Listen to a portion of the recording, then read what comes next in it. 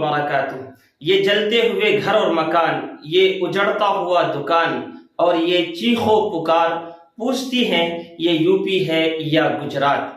जी हाँ, यूपी के बहराइच में फिर से गुजरात का नज़ारा याद दिला दिया।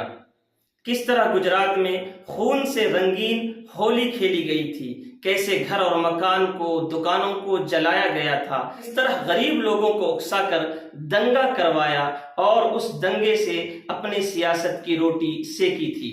ऐसा ही कुछ यूपी के बहराइच में हुआ। शोभा यात्रा जो कि एक धार्मिक यात्रा है, लेकिन जब उस धार्मिक यात्रा को कुछ सियासी लोग, कुछ भड़काऊ भाषण देने वाले, कुछ फितना और फसाद कराने वाले लोग नौजवानों की, और कौन से नौजवान जो गरीब हैं, जिनके पास कोई नौकरी चाकरी नहीं, ऐसे नौजवानों की जहन साजी करते हैं कि आपको अपने हिंदू को बचाना है, हिंदुइज्म को बचाना है। अगर शोभा यात्रा के दौरान किसी के घर में हरा झंडा नजर आ जाए, उस हरे झंडे को निकाल देना है, उस पे भगवा झंडा लगाना है। जब नौजवानों की इस तरह जहन साजी की जाती है, उनके माइंड को सेट किया जाता है, तो वो नौजवान, उनके पास कोई काम धंधा नहीं, उस शोभा यात्रा में पुलिस की निगरानी में फिर लाठी लेकर, हाथ में हथियार लेकर, हथियार लहराते हुए और भड़काऊ नारा लगाते हुए गलियों से निकालते हैं।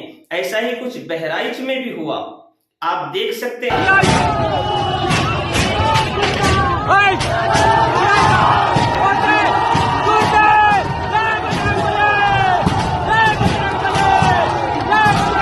कि जब शोभा यात्रा निकल रही थी, एक शख्स के घर में हरा झंडा नजर आता है तो 22 साल के गोपाल मिश्रा का खून गर्म हो जाता है, क्योंकि उसके माइंड को सेट कर दिया गया है।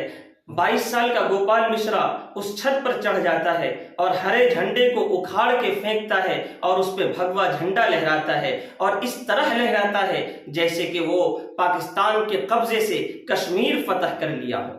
लेकिन फिर क्या होता है, उसके पाँव को कोई खींचता है, वो गिर जाता है और वहीं पर उसकी मौत हो जाती है। मौत होने के बाद उसके शव को जब घर लाया जाता है और रात ही में उसके शव को जला दिया जाता है, तो फिर ये बात खत्म हो जानी चाहिए थी। लेकिन होता क्या है, अगले ही रोज पीर के दिन 5 किलोमीटर का एक और शोभा यात्रा गोपाल मिश्रा के नाम से निकाला जाता है, और इस शोभा यात्रा में पुलिस अधिकारी साथ होते हैं। ये एक मुकम्मल सोची समझी साजिश होती है, और ये साजिश सिर्फ दंगा भड़काने के लिए, दंगा फैलाने के लिए। और ये दंगा भड़काना क्यों?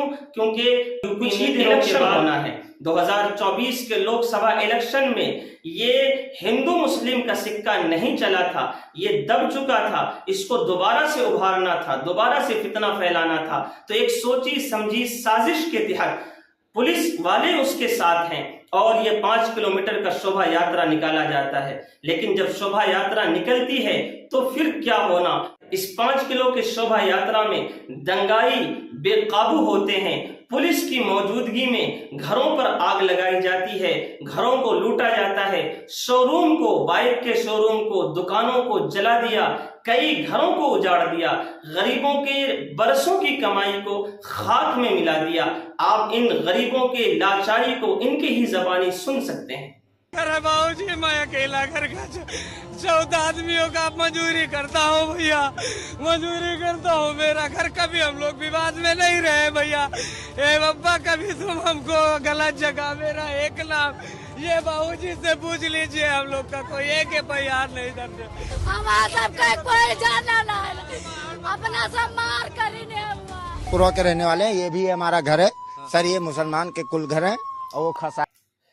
ये बेचारे, इनकी क्या गलती थी, इनका क्या कसूर था? इनके घरों को आग लगाया गया, इनके दुकानों को जो लूट लिया गया, इनकी क्या गलती थी? अब यूपी सरकार क्या एक्शन लेगी? क्या यूपी सरकार का बुलडोजर फिर से इंसाफ करेगा?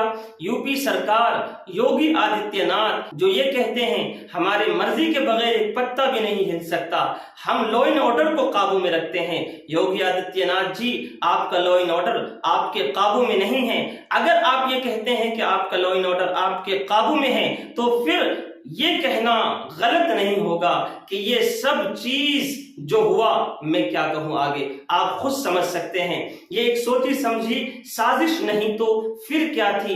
یو پی کے اندر یہ سب کچھ ہوا نہیں، بلکہ یہ سب کچھ ہونے دیا گیا، یہ سب کچھ کرنے دیا گیا۔ اگر یو پی پولیس، میں یو پی پولیس کیوں کہہ رہا ہوں، اگر یو پی سرکار چاہتی تو وہ دنگا ہوتا ہی نہیں۔ جب ایک بچی جس کے ساتھ بلاತ್ಕಾರ ہوتا ہے، غلط ہوتا ہے، اس کے لاش کو رات میں ہی جلا دیا جاتا ہے۔ سوال پوچھنے پر کہتے ہیں ہم لا اینڈ آرڈر کو خراب نہیں ہونا دینا چاہتے تھے، اور بھی ایسے بہت سارے واقعات اور مثال ہمیں ملتے ہیں۔ لیکن جب اس کے شب کو جلا دیا گیا تو 5 کلومیٹر کا شوبھا یاترا نکالنے کی اجازت کیوں دی گئی؟ تو کیا اس سے لا اینڈ آرڈر خراب نہیں ہونا تھا؟ جی ہونا تھا، لیکن یہ ہونے دیا گیا۔